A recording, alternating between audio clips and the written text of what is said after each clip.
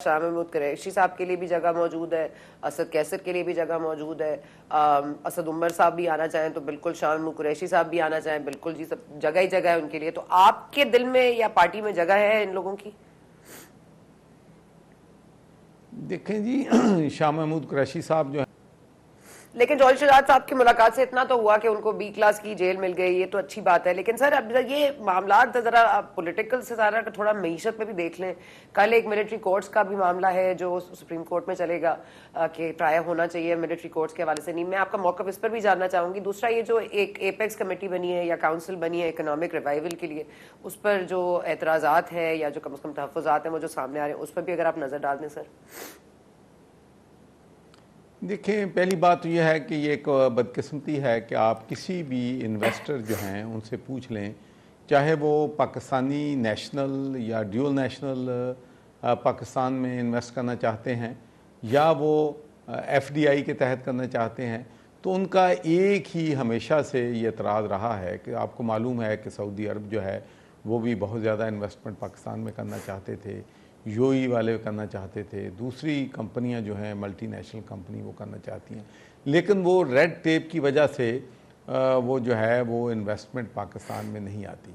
तो मैं समझता हूँ ये तो एक अच्छा कदम है कि सिंगल विंडो जो है लोगों को अपॉर्चुनिटी दी जाए कि जो लोग भी पाकिस्तान में बिज़नेस करना चाहते हैं, जो यहाँ पर इन्वेस्ट करना चाहते हैं, उनको किसी किस्म की भी जो मुश्किलात हैं वो नहीं होना चाहिए। और मोर इम्पॉर्टेंटली मैं तो हमेशा से ये बात कह रहा हूँ कि पाकिस्तान जो है उसके पास रिसोर्सेज की कमी नहीं है। हमें देखें, इंडिया की इस वक्त आईटी की इनकम जो है इज़ मोर देन $200 बिलियन, तो पाकिस्तान जो है $1.5-2 बिलियन पे है। तो मैं समझता हूँ कि आईटी पे अगर तवज्जो दी जाए तो हमारी आईटी की जो इनकम है, जो हमारी एक्सपोर्ट है, वो आसानी से $5-6 बिलियन से भी ज़्यादा हो सकती है। उसके बाद बलूचिस्तान में माशाल्लाह हमारे पास हर तरह के माइन और मिनरल्स मौजूद हैं, उस पर भी सक्सेसिव गवर्नमेंट्स ने कोई तवज्जो जो है वो नहीं दी है। रैकोडेक अलोन, मेरे एक दोस्त हैं जो कि माइंस में बहुत वसी तजर्बा रखते हैं, तो वो कह रहे थे कि अगर रैकोडेक जो है यूनाइटेड स्टेट्स ऑफ अमेरिका में ये होती तो this was worth more than $100 billion just one. तो इसके अलावा आप देख लें कि कितने रिसोर्सेज वहाँ पर पड़े हैं। तो उस पर भी मैं अगर समझता हूँ कि अगर तवज्जो दी जाए और उनको फैसिलिटेट जो है इंटरनेशनल कंपनी को किया जाए तो उससे भी फ़ायदा हो सकता है। फिर एक और टारगेट उन्होंने एग्रीकल्चर का किया है। एग्रीकल्चर में बहुत ज़्यादा पोटेंशियल है। आप देख लें कि हमारी कॉटन की जो प्रोडक्शन थी वो 2013 में 13 मिलियन जो थी बेल्स थी, अब वो कम होकर 6 मिलियन बेल रह गई है। 1 million bell mean $1 billion in your economy.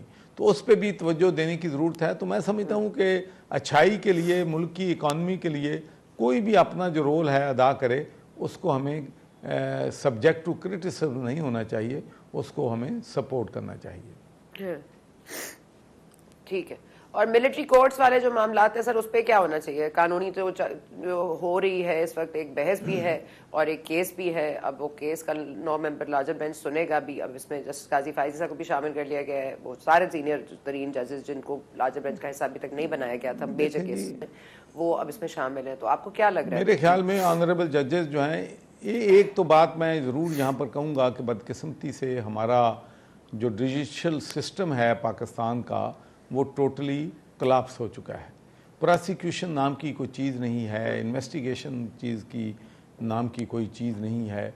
और आप देख लें कि आपको डेली आप देखते हैं कितने कत्ल होते हैं, इतने अगवा होते हैं, इतने ख़वातीन पे तेज़ाब फेंका जाता है, इतने छोटे बच्चों को जो है उनके साथ उनको अब्यूज़ किया जाता है, लेकिन आप कभी नहीं देखते कि अदालतें उनको जो है उम्र कैद की सज़ा दे रही हैं या किसी को फांसी की सज़ा दे रही हैं। तो बदकिस्मती से पाकिस्तान का जुडिशल सिस्टम है वो बिल्कुल कोलैप्स हो चुका है। तो मैं ये तो ज़रूर चाहता हूँ कि जो लोग भी इस तोड़ फोड़ में, इस जो है जो हमारी जो तनसीबात हैं मिलिट्री की, उन पे हमलावर हुए हैं, उनको करार वाकई सज़ा भी मिलनी चाहिए, उनको कैफरे करदार तक भी पहुँचाना चाहिए। लेकिन इसके साथ साथ ही मैं ये ज़ोर देकर कहूँगा कि all those people who are innocent, जो इसमें इन्वॉल्व नहीं थे तोड़ फोड़ में, उनको विक्टिमाइज जो है वो सियासी बुनियादों पे नहीं करना चाहिए उनका, चाहे किसी भी सियासी पार्टी से ताल्लुक़ हो। और मैं समझता हूँ कि लेट्स जो highest court of the land है वो मिलिट्री कोर्ट्स पे जो भी डिसीजन करें वो हमारी नेशन को एक्सेप्ट करना चाहिए। चौधरी साहब ये फरमा दीजिएगा कि ये जो फवाद चौधरी साहब के खिलाफ आज ऑर्डर्स जारी हुए हैं, अब ये देखना है पड़ेगा कि उनकी इन्वॉल्वमेंट किस हद तक थी या कौन से ट्रायल होगा उनका। आपने देखा कि जिस तरह से शाह महमूद कुरैशी साहब और कल जो असद उमर साहब हैं वो कैसे भागे हैं गाड़ी में, उसके बाद असद उमर साहब ने इल्ज़ामात लगाए जिसके बाद बाकायदा पार्टी ने उनसे अलहदगी कर ली है।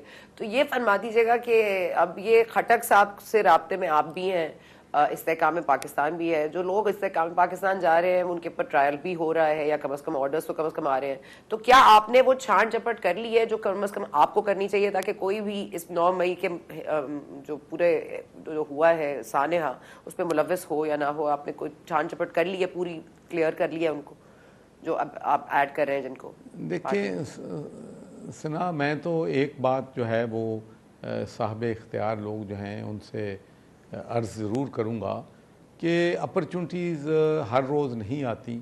देखिए, मैं ये समझता हूँ कि मुशर्रफ साहब के पास अपॉर्चुनिटी थी कि वो मुश्किल फ़ैसले जो हैं वो कर सकते थे।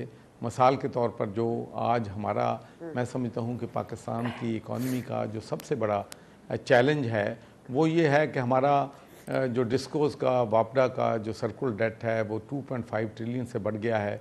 हमारा गैस का जो डेफिसिट है वो जो है तकरीबन 1.5 जो है वो ट्रिलियन है।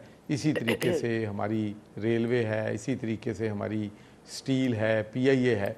तो ये मुश्किल फ़ैसले उनको करने चाहिए थे। तो अब भी मैं साहिब इख्तियार से यही गुजारिश करूँगा कि जो लोग करप्ट हैं वो चाहे किसी भी लॉन्ड्री में चले जाएं, वो लॉन्ड्री में पाक साफ़ होके नहीं आने चाहिए। जिन लोगों ने जुर्म किया है, चाहे वो मेरी पार्टी में आए चाहे वो किसी और पार्टी में जाएं, अगर वो करप्ट हैं तो फिर उनको इस बात की बुनियाद पे माफ़ी नहीं होनी चाहिए कि वो एक पार्टी छोड़ के दूसरी पार्टी में चले गए हैं। तो law should be equal for all. और ये जो हमारा पाकिस्तान में बदकिस्मती से पहले नैब होती थी, वो करप्ट लोगों को लॉन्ड्री से निकालती थी और पाक साफ़ कर देती थी। फिर हमने देखा कि काफ के लोग जो हैं नून में गए तो पाक साफ़ हो गए, नून से काफ में गए तो पाक साफ़ हो गए। मैं समझता हूँ कि ये काम जो है अब इसको जो है ख़त्म होना चाहिए। रंग और सही की तमीज़ होनी चाहिए और जो करप्ट हैं उनको किसी तरीके से भी पाकिस्तान की सियासत में टॉलरेट नहीं करना चाहिए। सर, इससे मुराद आप कोई नाम लेना चाहेंगे? क्योंकि कल इस्तेहकाम पाकिस्तान साहब के जो मुराद राज साहब हैं वो हमारे साथ प्रोग्राम में मौजूद थे। उन्होंने कहा शाह महमूद कुरैशी साहब के लिए भी जगह मौजूद है, असद कैसर के लिए भी जगह मौजूद है, असद उमर साहब भी आना चाहें तो बिल्कुल, शाह महमूद कुरैशी साहब भी आना चाहें बिल्कुल जी, सब जगह ही जगह है उनके लिए। तो आपके दिल में या पार्टी में जगह है इन लोगों की? देखें जी, शाह महमूद कुरैशी साहब जो हैं मैं समझता हूँ कि बहुत क्रेडिबल शख्स हैं और कम से कम मैंने उनकी ज़ात के बारे में कोई भी ऐसी नेगेटिव बात जो है वो नहीं सुनी है। असद उमर साहब हैं, असद कैसर साहब हैं, परवेज़ खटक साहब हैं, ये मेरे लिए सब लोग जो हैं काबिल एहतराम हैं। और मैं इनके साथ परवेज़ खटक साहब से भी मेरी बात हुई है, लेकिन अभी तक उन्होंने मेरे ख़्याल में कोई फ़ैसला जो है वो परवेज़ खटक साहब ने, शाह महमूद कुरैशी साहब ने कोई फ़ैसला जो है वो अभी नहीं किया है। मेरा ख्याल है कि वो जो भी फैसला करेंगे सोच समझ कर वो फैसला करेंगे। तो ये खटक साहब की इस वक्त पोजीशन क्या है? क्या वो पाकिस्तान तहरीक इंसाफ से अलहदा हो गए हैं बाज़ाब्ता तौर पर? और शाह महमूद कुरैशी साहब, क्योंकि मुझे तो नहीं लग रहा कि शाह महमूद कुरैशी साहब ने पाकिस्तान तहरीक इंसाफ छोड़ी है, तो फिर दूसरी पार्टियों में जाने की बुनियाद क्या बनेगी? देखें, अभी तक तो जो है वो शाह महमूद कुरैशी साहब ने कोई किसी किस्म की अनाउंसमेंट जो है वो नहीं की है। लेकिन एक बात ज़रूर है कि जो है तहरीक इंसाफ जो है मुश्किल हालात में है। और टू माई सरप्राइज़ ये कम से कम इस बात पे मुझे ज़रूर सरप्राइज़ हुआ है कि देखें, नवाज़ शरीफ साहब चाहे राइटली या रॉन्गली कन्विक्ट भी हुए, मुल्क से एग्ज़ाइल भी हुए, सियासत से आउट भी हुए, लेकिन किसी भी शख्स ने पाकिस्तान मुस्लिम लीग नून के उन्होंने नहीं कहा कि -1 जो है होना चाहिए।